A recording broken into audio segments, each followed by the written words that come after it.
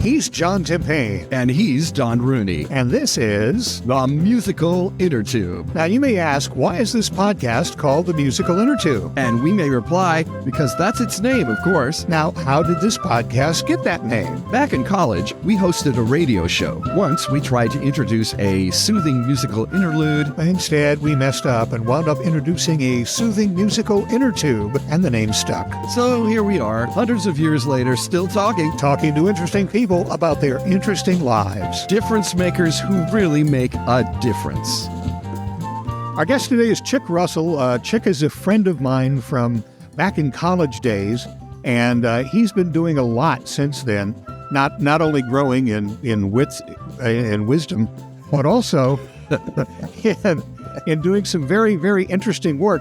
How you doing, Chick? I'm doing great, Don. Great to be with you. What the hell is it that you do? Well, Don, it's kind of based on what I was studying with you back in college, kind of film and television production. And so that was my dream, to go create the great movie and write the great screenplay. And lo and behold, I spent a couple years doing industrials, which is basically video and for companies, that kind of thing. And then finally, I got a call from a friend of mine who was working at Walt Disney Imagineering. And he said they were looking for some people to help. And I said, what is Walt Disney Imagineering? He explained to me it's the theme park design division of the Disney company, doing all the theme parks. And I go, great, never heard of it. I'll come in and take a look. And lo and behold, I found out that they do a lot of media production at the theme parks. If you think about it for a minute, when you go on a ride, you see film you're riding by, or you're putting on the VR goggles. Anyway, there's a whole world of media in the theme park world. And so I used everything I learned with you in college about script writing and doing storyboards and design and producing and all those kinds of things, but applied it into a completely different realm of the media world, and that's the theme park world. Yeah, and I should say that Chick and I both were film majors at Loyola, and even though I was a film major, I went into radio, so I kind of threw that all away. Well, Chick used it to his advantage. Now, when you go into a theme park and go on one of these rides, I wanted to say initially thrill ride, but it's not a thrill ride. That would be a roller coaster. How do you describe the ride at a theme park that you work on? Well, that's a very good point, because theme park attractions really do encompass quite a few different kinds of things. The first thing that people think about when they think of theme park is a thrill ride, which, Six Flags, the giant iron rides, which are very fun and very thrilling, but they tend not to have a lot of story involved with them, except just going fast and getting scared and hopefully not hurling while you're doing that. But the rides I became more involved with at Disney and Universal were the ones that we call dark rides. These are rides that take place inside buildings and have pretty elaborate theatrical sets you're riding past. And as I mentioned before, now have quite elaborate medium projection systems that can actually, transport you anywhere using media. So that's what we call it. We call it immersive dark rides that have these more sophisticated experiences. Now, tell me some of the rides that you worked on when you were a Disney Imagineer. Sure.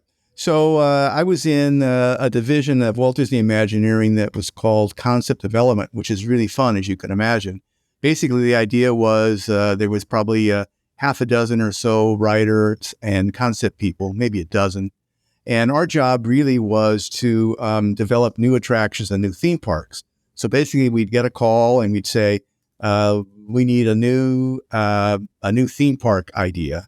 And they would tell us where it's going. And then we would start thinking about what it could be. So a case in point was a call we got from our Japanese partners, Oriental Land Company. They wanted a new theme park to go next to their existing theme park in Tokyo, where they have a Magic Kingdom park already. And we tried to suggest that they put in a Japanese version of Epcot or a Japanese version of a Studio Tour theme park, which Disney had both of those. And they weren't interested. They said, we want a brand new theme park you've never done before for Japan. We said, well, that'll be kind of expensive because we have to start from scratch and and design that. And they said, well, we don't care. We just want something new and unique for Japan. So we came up, we got in a room, we do what's called a brainstorming session, basically, where a bunch of writers sit around and come up with ideas. We pin all the ideas on the board. And at the end of the day, we have about 500 kind of really bad ideas. But the next phase is we start weeding through and try to find the best ideas of those 500 bad ideas. And believe it or not, we find these little nuggets. And then what happens is kind of interesting is a couple so-so ideas that we find, we start connecting with other so-so ideas, and they start to kind of bloom into something that could be interesting. And so one of the ideas we had was a theme park based on water, but not a water park, but a theme park based on rivers and oceans around the world. And so the Disney company kind of liked that idea. We pitched it to our partners in Japan. They kind of liked the idea. And then we proceeded to come up with, kind of 7 seas instead of 7 lands of what this could be. And one was an adventure river kind of place, kind of anchored by Indiana Jones. Another was kind of an Arabian idea that was centered around a Sinbad ride. And then we had others about the future, and we had others about kind of a adventure island, kind of based on the books of Jules Verne, 20,000 Leagues Under the Sea and Journey to the Center of the Earth. And then we had like an American waterfront, which is kind of New York at the turn of the century, the 1900 turn of the century. And then finally, kind of a European Italian land called Mediterranean Harbor that actually had gondolas in it and was beautifully themed to look like Italy. And we created a big kind of river to go around the whole place that took the place of the train that Disneyland has, and was a boat ride that would take you from land to land. So anyway, that's kind of how that whole process took place. You've just given us this lovely arc of the creative process. And I'm wondering if there's any of the steps that are harder than any of the others. The part that's really tough is the part I didn't talk about. It's the part of getting it all built. So coming up with the ideas and pitching something, because I learned, because I'm a genius, thanks to Don Rooney, I can come up with all kinds of ideas anytime I want and pitch them to just about anybody. But what I found out working in the theme park world when I began working there is that there's a huge difference from making a film or making a TV show, which is all video, all digital, and all pretty much, it happens pretty quick. The theme park world is once you have a script or have a story for the whole place and develop what the lands are, what the attraction stories are, then there's this whole other system that kicks into gear, which is called making it real and making it last for decades, really.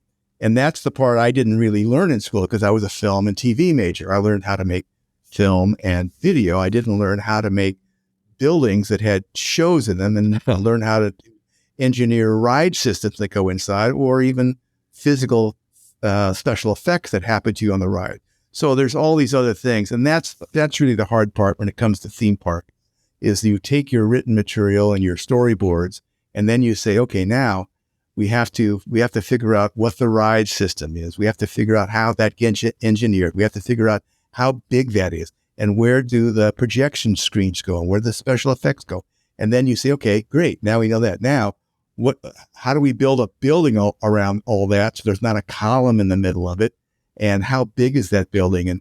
And all the things that go with that. So that's really the complicated part. And that's why it takes, usually about 5 years from start to finish, or in the case of Universal Beijing that I worked on, it took them 10 years, because then you add, of course, onto it all the permitting and the governmental approvals and all the infrastructure that's needed for the parking and for the power and for the, all the other things that you need to build, which is essentially a small city. You're saying basically that you learned your architecture and electronics degrees literally on the job.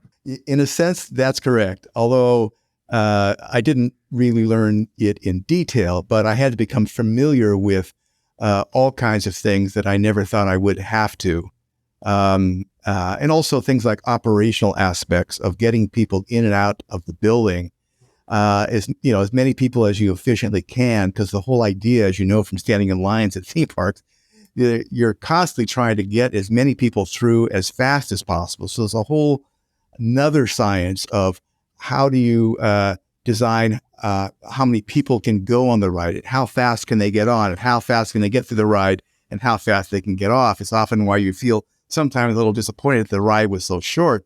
It's short because they're trying to get all the people behind you on the ride as well. So that they call that, just kind of a human engineering aspect of a theme park. Two of the projects that you've mentioned, one was in Tokyo and one was in Beijing. And I'm wondering if there are cultural conversations that you have to make sure that all of your ideas have to be translated or perhaps adjusted. Yeah, that's a very good point. Right now, I have my own company called Chick Russell and Company that kind of specializes in designing theme parks and attractions and even museum exhibits for different companies. And that's one of the things that's happened to me. Almost all of my work is overseas right now, just because of the pandemic. And for whatever reason, we have kind of a mature theme park network in this country, but other countries are trying to build theirs up. So that's where the work is. But that's one thing I learned when I did my first international project, and that was the Tokyo Disney Sea project. It's what you do is you form a collaborative arrangement with whoever you're building these parks with, and you let them know that you really need their help to review what you're doing and to get the sensibilities of whatever country you're working in is. And oftentimes they'll just say, no, we don't want you to be culturally sensitive. We just want an American theme park. And so you kind of go back and forth, and it's surprising how often this was the case, at least for the last 10 years, although it's starting to change a little bit now, how much they really admire and wanted the kind of a foreign experience as opposed to a domestic experience. But there's still things you have to learn, like in Japan, pretty much like in England, everything's kind of reversed in terms of the driving and also the way people walk past each other. So they pass you on the right. And so you have to think about all those things as you're figuring out the way you enter into a ride or into a building as you come out. So there are those things. And then also the restaurant mix, you would think just put a couple hamburger and hot dog spots and you're done. Well, that doesn't work. Disney found that out the hard way when they did Euro Disney. They said, there'll be no wine and we'll have just regular, Disney type food. And the French said, no, that's not going to work for us. We will have wine and we will have nice food. And finally, Disney agreed to that. So those are some of the things you have to deal with. When you're doing a specific ride in a place where there's already been rides, how do you make it fit in with everything else that's already in the park? Yeah, no, that's a good point. The best way to do it is the way we did the Wizarding World of Harry Potter. What we did there was we just tore down an old section of Islands of Adventure in Orlando, and we built a whole new land. The beauty of the land, of course, is that it immerses you in an environment. In that case, it was Hogsmeade, the little village that's in the books and in the movies. And so once you walk through the front gate, you can't see the rest of the Universal theme park. All you see are the little Northern English or Scottish village you're in. And there's snow on the roof, which kind of works, except when it's about 100 degrees and 90% humidity in Orlando. But it's really great on a cool, drizzly day. And so that's the secret of adding a new attraction. Whenever you can, try to put a land around it so the ride feels great. In the case of Transformers, which is in the park next to that, in Orlando at Universal, that building was plopped right down in the middle of that theme park, which is the Universal Studios Orlando. But it's okay in that case, because that theme park has a theme that's basically a backlot for a studio. And so there's all kinds of eclectic buildings next to each other. In fact, right across the street from this very kind of high-tech military complex building for Transformers is a New York street from the turn of the century. But you buy it because that's the idea for a theme park, or I should say a studio theme park. Now, when you get into a situation where you're doing a Harry Potter, a Transformers, or something specific at Disney that relates to a particular Disney product, I'm assuming that you have to sit down and watch hours and hours of Harry Potter or Transformers to get yourself used to this. You have to do that. Another project I worked on was the Nintendo Koopa's Challenge video game ride at Universal Japan. This is in the new Super Nintendo World land there. And in that case, I wasn't a big Mario Kart game player. And so I had to play the game, do research, understand the characters, understand the gameplay, understand, all the different elements of that game, so I could write a script that would really immerse you in the Mario Kart world. With that ride, it was pretty fun, because the other thing we do often with these rides is we keep trying to top the other rides that are out there. So in that case, my boss decided that we would use augmented reality. That was the first time that ride just opened a couple months ago. It was the first time AR had ever been used on a theme park ride. And it's pretty cool. You put these clear glasses on, and so you look around you and you can see, like you can in a normal theme park ride, all the sets that you're riding past. But these clear lenses have little projectors in them, and they can project, in that case, for that ride, things like turtle shells that you're throwing at different characters, and characters can fly by, and all these things can happen to you. In that case, again, it's learning two things, really. It's learning the whole Mario Kart universe, and then learning this and developing, really, this whole new technology for use in a theme park ride. I had a question about technology. You had mentioned that developing some of these projects can be 5, possibly even 10 years long. Mm-hmm. That's a lifetime in terms of media technology. Is there ever any danger that by the time you get to the end of developing a project, things have gotten ahead of you in terms of the technology evolving? Yeah, that's a good question. It comes up all the time. Fortunately, both Disney and Universal have their own R&D departments. So very often they're developing the technology themselves. And so it's ahead of anything else you can buy or get from other suppliers. And we work very closely, and we have partners with key technology suppliers, one of which happens to be video projectors, because we need really powerful, really bright, really crisp projectors for the work we do, because we're filling up images on huge screens, and very often on the rides, we want to get you very close to that image to really immerse you in it.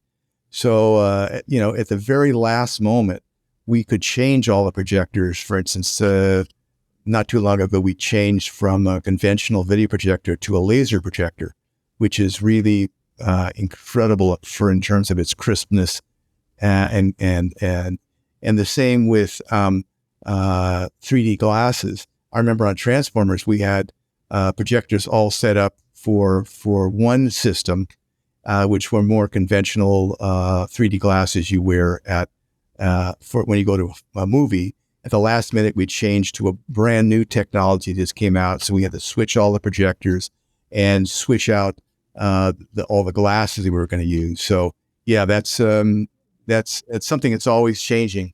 How often do you come up with something that you want the technology people to do, and how many times do they come in and say, "Hey, we have this new technology, can you work it in?" Yeah, the classic example I use is when I was asked to write the script for Harry Potter and the Forbidden Journey, which is the key ride in the Wizarding World of Harry Potter, where you fly with Harry over Hogsmeade and Hogsfort.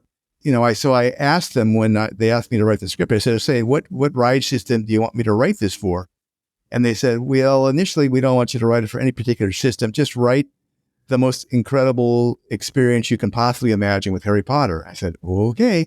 And so as you can imagine, giving that assignment, I loaded it up with, you fly up over Hogwarts Castle behind Harry, and and as you go over, a giant dragon attacks you in the air, and then you hurtle down over a Quidditch match, and and then you're chased by Dementors down into the earth, and you go to a scary place with all these Dementors attacking you, and finally you escape. In the script, I said, okay, so here's the script. What ride system we're going to use? They looked it over and said, well, we realize now that what you wrote here, there is no ride system that can do all this stuff.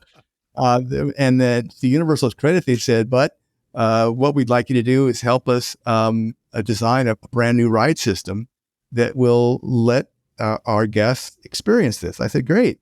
So together with our very talented team of Universal engineers and creative team, and working with a very talented guy by the name of Thierry Koo there, we came up with this idea that we could use giant robotic arms and put the ride vehicle at the end of this robotic arm and move it around, and then put that whole thing on a track through the ride. And then, so you'd go into the castle, and then you'd come to a window in the castle.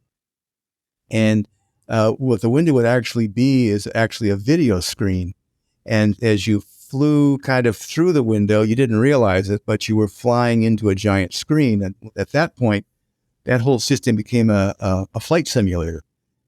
Oh, wow. As you know, if you move somebody the same way that the movement is happening on a giant screen, and they have no reference point, and their peripheral vision is completely filled with an image, you can create the sensation of whatever is in that media. And that's the secret behind Transformers ride and Harry Potter and other rides. So that's what we did. And so once you fly out that window, now you can fly up in the sky behind Harry on his broom and have giant dragons fly up at you and blow fire in your face, and do all that. So that was a case where again, we made the technology fit what we wanted to do. And the same case for really for the Mario Kart ride. We wanted to put you in a video game, but there was really no way to throw the shells and do all those fun things that you can in Mario Kart physically. But you could do it with this augmented reality by projecting those images on your glasses. When you do a script, when you're writing for a ride or a theme park, do you also storyboard? Is it that much like making a movie or a TV show? Yeah, it's very much like making a movie or TV show in the early stages. And that's what I love to do, is write these scripts. So the script is very much like a script for a movie or TV show. There's a description of what the scene is. Under that, there's the dialogue, and you go right to it. The only difference is I have to add in there things like special effects, which is pretty big. Well, take a ride like a Spider-Man, for instance. There are physical effects, like a flaming pumpkin could be thrown at you. And to make it even more compelling, to break the fourth wall, you actually feel the heat. Same in Transformers. There's, at one point, Megatron shoots a nuclear weapon at you. As it flies over the top of your head, you feel the heat because we have a big heater that blasts heat at you at exactly the right time. So that's the thing you have to add to the script when I write them. And then of course the timings are really important to these rides. It's so complicated because you don't necessarily on the good theme park ride, you don't necessarily want to see the ride vehicle in front of you or behind you. You want to feel that you're the only one being attacked by giant robots or flying with Harry Potter. Yes. So there's a lot of timing about how you go into a scene. You're there usually 12 to 15 seconds, and then you have to get out so the next ride vehicle can come in. And so that has to be conveyed in the script. And the timing of the character action and their dialogue has to be such that it's also pretty quick. So that's one of the challenges of writing these kinds of scripts. I want to say that the technology has improved greatly because I live in central Pennsylvania near Hershey, and Hershey has a ride in which they take you through the making of chocolate. Uh-huh. And on that particular ride, when we got into the drying where they dry the cocoa beans, it was very hot, and we realized very quickly that it was two big heating elements in the top of the little drum you were in, and that was the total total technical expertise of making it hot. So to have something blow by you and feel the heat, that sounds highly technical and a little more advanced than what Hershey had. Quite frankly, the technology itself is usually not very advanced itself. It's just the system, the computer system, that ties it all together to time it just right. And also the kind of what I'll call theatrical magic of hiding this stuff so you can't see it. So in your case, maybe they weren't able to do that because you're inside this vehicle, but often just hiding things so people don't know where it's coming from. And the surprise of that is, for instance, in Transformers, when you're being dragged through the city by one of the Decepticons, you feel the wind in your face, and those are, believe it or not, those are just rug dryers that you can't see, that are blowing wind in your face at the right time. So it's kind of fun. It's like a big magic trick when you think about it, of how all these things work, and you're kind of in this big black box, and you can just do all these fun things. So and the guests really seem to like that surprise and the visceral feeling of those things. Let me ask you about museums. You brought that up a couple of times. What do you do for museums? Is it the same sort of ride? Yeah, so it's kind of interesting. When I was at Disney, we actually had the ability, when certain people called Disney and they would say, gee, we sure would love your help because you're kind of the masters of experience and story to help us with our museum. And very often Disney Imagineering would say, no, we're too busy right now, and we don't really do that for people. But every now and then, for whatever reason, they would say yes, and they would let us work on something, not for very long, just enough to help with the concept. But anyway, I got to work on a couple of those kinds of projects. Also at Epcot, they have some museums for some of the World Showcase pavilions to kind of convey more cultural information about the different countries. And so I worked on some of those.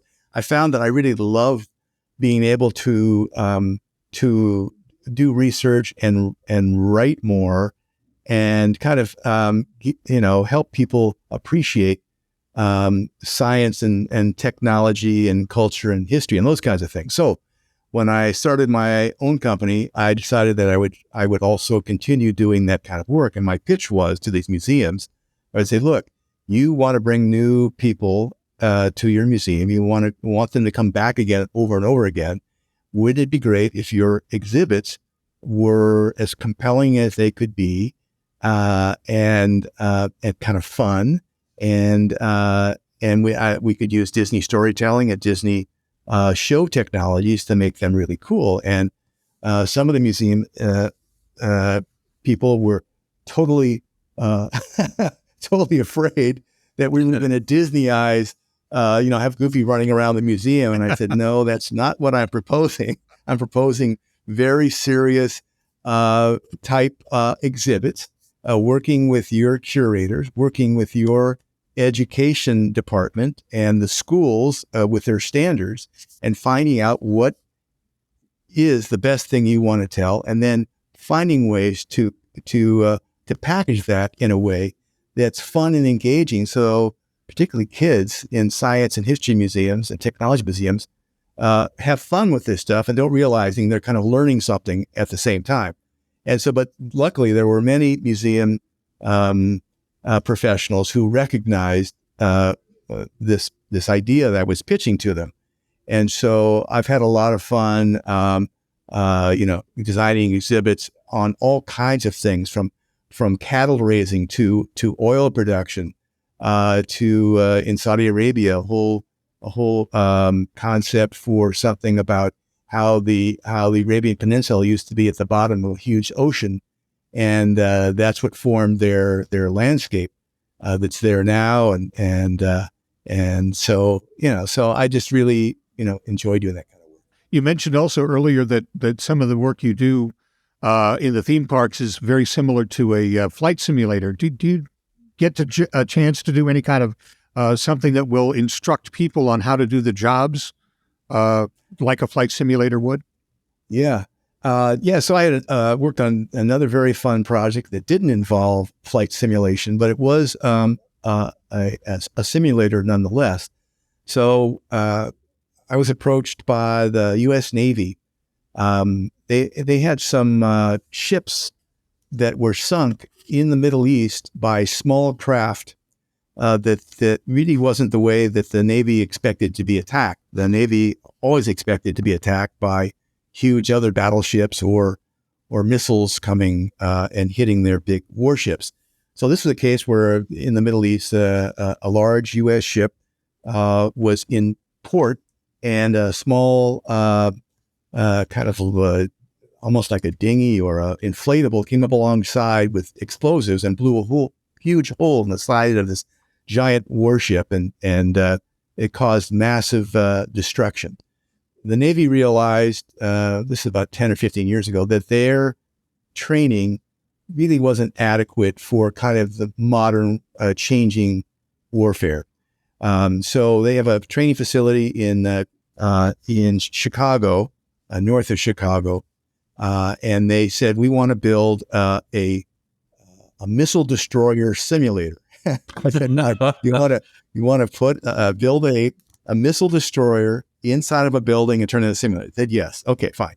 So I worked with a great team of people, and we found a way to walk into which is essentially a sound stage and make the whole thing look like what you see in front of you is a huge, full-scale missile destroyer in front of you. And there were a lot of tricks we used, even though it was dimensional, to make that look really realistic. In terms going so far as that you're standing on a dock and the ship looks like it's in water, and there were sound effects of seagulls and the smell of salt water. It was pretty impressive. And so what they would do is they would take their recruits. This project is called Battle Stations 21. It's still in operation. And what they would do is after these Navy recruits were done with their training, the last test they would take would say, okay, you've learned everything, how to be a sailor now and how to be a war fighter on board a ship. We want to make sure that you're, that you can kind of handle the stress at sea. And so they would walk aboard the ship and walk inside. Now, once they walked inside, what we had inside was a fairly complete interior of a missile destroyer. We had, the bridge where you control the ship from. We had the sleeping quarters where their bunks were. We had the storage for munitions. We had a mess, which is what they call their dining hall. And all these different rooms were very authentic, right down to announcements coming over the speakers. And then we had a TV set TV monitor in one of the rooms that appeared to be playing news reports. And the news report was coming in that, there were hostilities happening, and they were learning that the ship was supposedly steaming to the Middle East, and that there were hostilities were breaking out. And then shortly after that, the whole ship shakes. You hear a huge explosion, and the floor vibrates, and all the alarms go off, and these guys run to their stations to handle this emergency. And so they need to go into the ammunition room, and it's being flooded, and try to move the ammunition out of there so they have it to use, and then seal a room off so it doesn't sink the ship. They have to run somewhere else and put a fire out, and we had real fire. They have to go through a room that's completely dark and completely filled with smoke and completely destroyed. And so they have to get through there, and then they have to try to save people who have been injured. And this goes on. They have to do this for 12 hours. They go through this whole thing. And so it's a very immersive, very realistic simulator. And most of them pass, but they do find as people go through this that some really can't handle that kind of a situation, and they have to do more training, or at least these recruits know that these are the conditions they might encounter when they do go to sea, and they're better prepared for that when it happens. Wow. That's incredible. Yeah, what's fun about that is, again, it's really just basic storytelling for media in a sense. But then it also has this theatrical side that you're immersed in it. And then for Battle Stations 21, rather than it being used for pure entertainment, it's being used to really place these sailors in a very dangerous, precarious situation so that they can, understand what these conditions will be like and be better prepared if it really happens. Let me ask you one final question then, Chick. You started out coming out of film school at Loyola, ready to write scripts and put everything on celluloid, and instead you've decided, or you've landed in a employment situation where you're putting everything in brick and mortar. Any regrets? No. Luckily, I can say that I'm really happy with the way my career went. When I look around at the films being made and the TV shows being made, although they're interesting, for me, I find my work much more fun and engaging and interesting because I'm making things like Transformers or Harry Potter or Mario Kart. I'm making them real for people to actually walk into these worlds and physically experience them, which you can't really do in a conventional film or TV show. And then with the museum projects, I just really just feel really good about helping people get a better understanding about the world around them, whether it's science or technology or history or culture. So really, I've just been very fortunate and very lucky in terms of the people I've worked with, who I've learned with, who I've collaborated with, and I just look forward to doing more in the future. Great. I lied. I have one more question. What do your kids think of what you're doing? Well, I'll tell you, I was really fortunate. I have two boys, and they were young when I was working at Disney. And so they have something called a Silver Pass when you're working there, which it basically gets 4 people in anytime, as often as you want. And so at least once a month, we would go down there, and the boys were, little at that time, and they just had the greatest time. And believe it or not, just something about human nature, they really prefer just going out to Thompson performing for the caves for a couple hours. And yeah, there's, the Haunted Mansion and the pirates, that stuff was cool. But just to be able to go run around in some incredible environment like that, and to go on the Columbia tall-masted ship or the Mark Twain, steamboat, those kinds of things, again, to them, they would see it on TV or see it in a movie, and then be able to go actually run around in these environments. For them, it was one run. Then as they got older, I switched to Universal, and their rides tend to be, as you know, more for teens and more for older and more for adults. And so they were the right age for that when I was working there. And so they really, really enjoyed being able to get a special view into those places. And I think they always thought it was fun that I was working for those companies. That's great, because when my kids were just at the tail end of high school, I think, when I was working on television, and I was a weatherman, and I said, "Hey, you want to come down and see the green screen? That's a technological marvel where the maps go up, and you can't." And my kids all said, "Yeah, we're gonna go out and do something else." So that's great that your kids were able to plunge themselves into that. I think green screen is really cool. So did I, but apparently you and I, yeah, we weren't 16 at the time, and So anyway, hey, well, thanks, Chick. This has been incredibly insightful and incredibly great to talk to you again. It's been a real roller coaster. I want to thank you. Well, thank you.